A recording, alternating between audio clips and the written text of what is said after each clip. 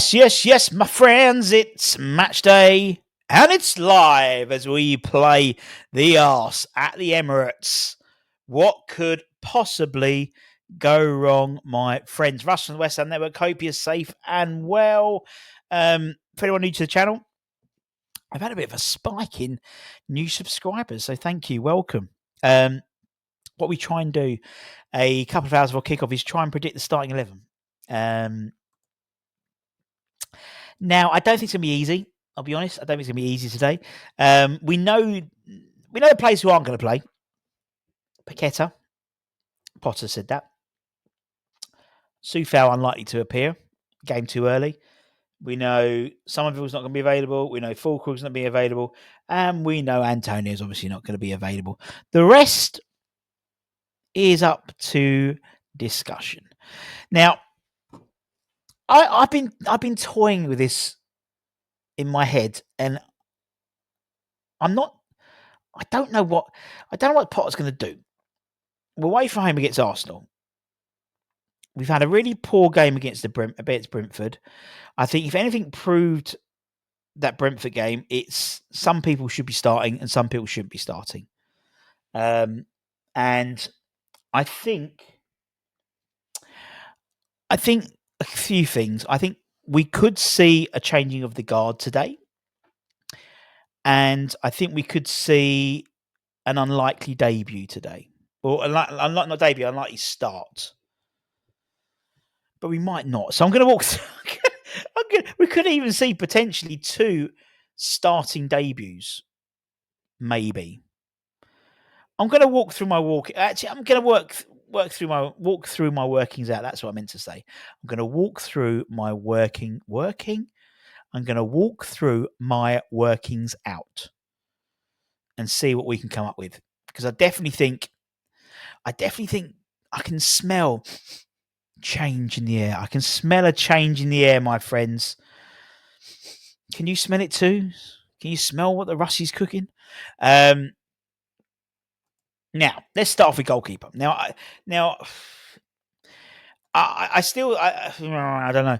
Now, again, this one's up to debate for me at the moment because I thought Ariola's distribution on Saturday last week was appalling, and that really is for me why he's in ahead of Fabianski at the moment.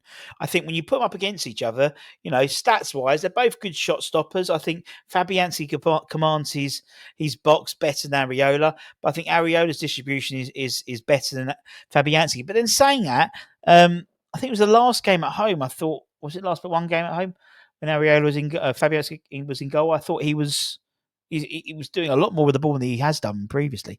But I think he'll stick with Areola. I just think he'll stick with him. I don't think he'll stick with him in the summer, in my humble opinion. I think that's an area we'll be looking to bring someone in. Now,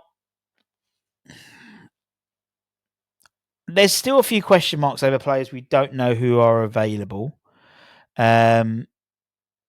We assume that... well, not assume, because assume makes an ass of you and me. But we are led to be believed that there's still a slight question mark over Jean-Claire. Although we don't necessarily know that as such. I'm going to say he's back. I'm going to say he's fit. He's ready to roll. And the world is right again.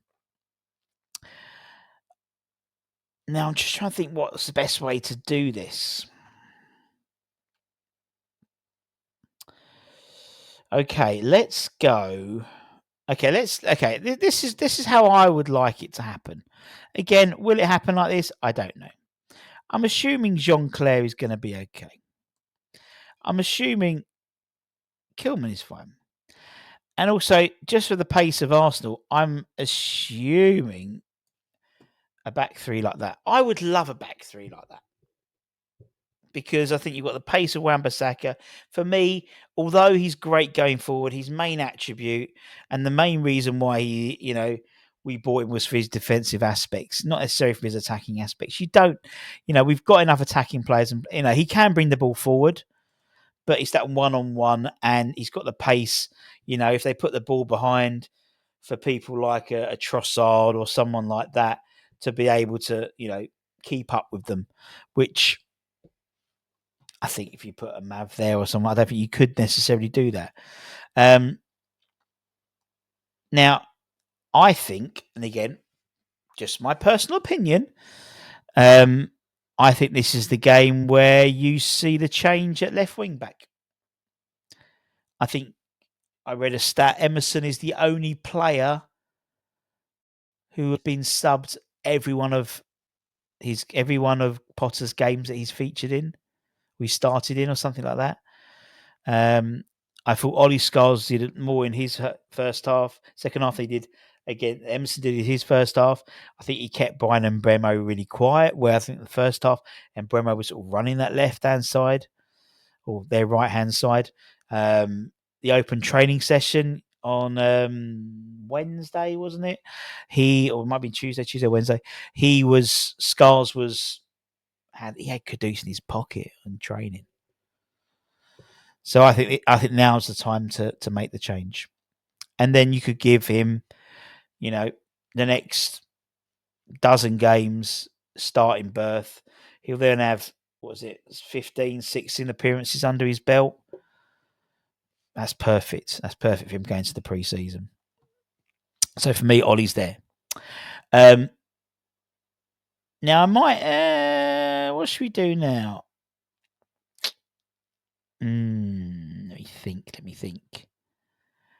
I could see. See, now we're going to get quite interesting. Because I want to talk about JWP a little bit, because I thought he did far more in his half than any, I think, of the midfielders in the first half added together. I thought he added some. He came back. He picked up the ball. He brought it forward. Now the trouble is he doesn't work on a double pivot.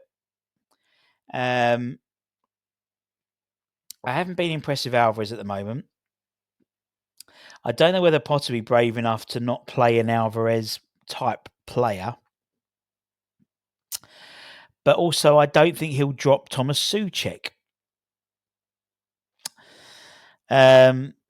Because of what Thomas Souček brings from a defensive perspective.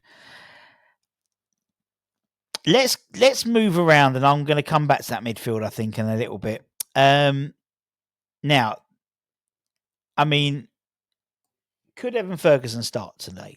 Yes. Will he start? I don't know.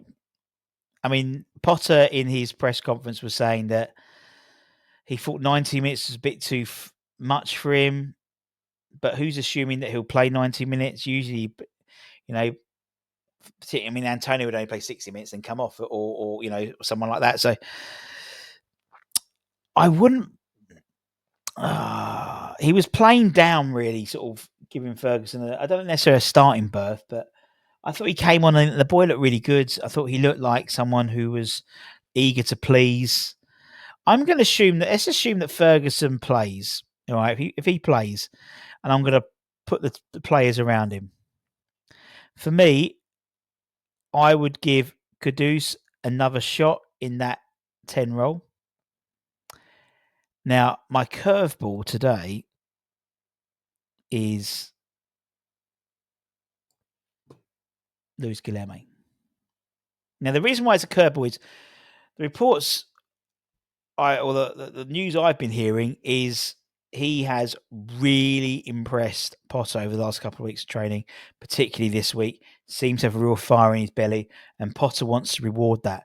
And Paqueta not being available, and if we're led to be believed, the Soler deal isn't going to happen permanently because of the amount of wages he wants. At the moment, PSG are pretty much subsidising 2/3, 3/4 of those wages. He's on something like 200 and something grand a week. And we were only paying like 60, 70 or something like that for him. I mean, Soler could fit in there, no problem.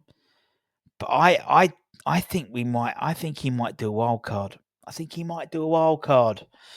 And I know. I mean, I read an article saying that Bowen looked disinterested on the right hand side or something like that. But Bowen's not a striker. Bowen's best attributes are on the right hand side coming in, and I think I think that would give the Arsenal defence something to think about with someone like Guilherme as well. Let me just move Todibo back a little bit because my OCD's kicking in. There we go.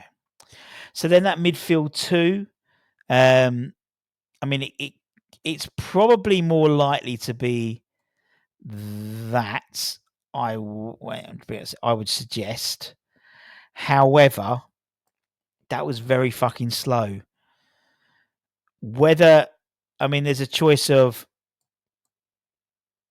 that,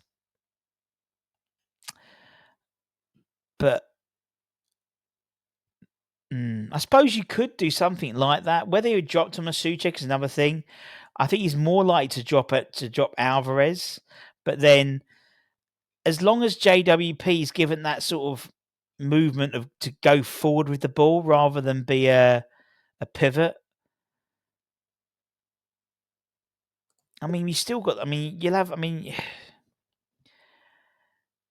just looking at that. I mean, they could. I mean, if he doesn't start Ferguson, then I imagine he would do this, which scares me a little bit. Then definitely Souček would play because he's got height. Although I think it's the first iteration, or again, we don't know. Emerson might start, but for me, I think it's time now for Ollie. You know, he's shown enough now that actually this is a real test. Half an hour, no disrespect, but half against Brentford. This is a real test now. And we haven't got anything to lose, but we're in a status period. I said to someone the other day, Potter's in a fortunate state that he can bring in academy players because it's not really, the season is kind of over, really. So he's got the ability to do stuff and get fans on board. No, I don't like that. I don't like Bowen up front. Don't like Bowen up front. He's not a striker. Using to his best ability on that right hand side. He may even go forward at the back, in all honesty, He might go forward at the back, and if he went forward at the back, it wouldn't be, he can easily adapt that and go forward at the back. You could then do, whether you do 4-2-3-1, something like that. That's probably what it'll end up being. Something like that, potentially. I mean, that'll do me. That'll do me at the moment. But yeah, let me know in the comments what you think. I want to, is it time? Is it Guilherme time? Not Chico time. Is it Guilherme time? And I think it wouldn't surprise. Well, actually, nothing surprised me at West Ham. It wouldn't surprise me if he starts, and it wouldn't surprise me if he doesn't. Because I just think with Paqueta not around, it gives an opportunity for someone like Guilherme to come in and get some minutes under his belt and show us what he can do. Because I think every time he's come on, he's looked direct. He's impressed me, with his willingness to go forward. And if I'm what I've been hearing, he's really impressed the coaching staff with his work ethic as well. And there's a player there. There is a player there, and as I said, and I've said to him, blue in the face, we had Phil Vickery on, South American expert, not a fat 43-year-old guy from Hornchurch talking in front of a webcam. And he was saying that, Guilherme's not bought to come in now. He's bought it for the potential. He's only played like a dozen games or something for Palmeiras anyway, before he bought him. But, yeah. Anyway, let me know what you think. Go and watch the stats show as well. Stat Attack doesn't really good viewing for West Ham fans, I'll be honest. The stats say maybe not. Maybe not. Anyway, until next time, take care, stay safe, stay warm, stay humble, keep the faith, and come on, you bloody Irons. Come on, you warriors, up the yours.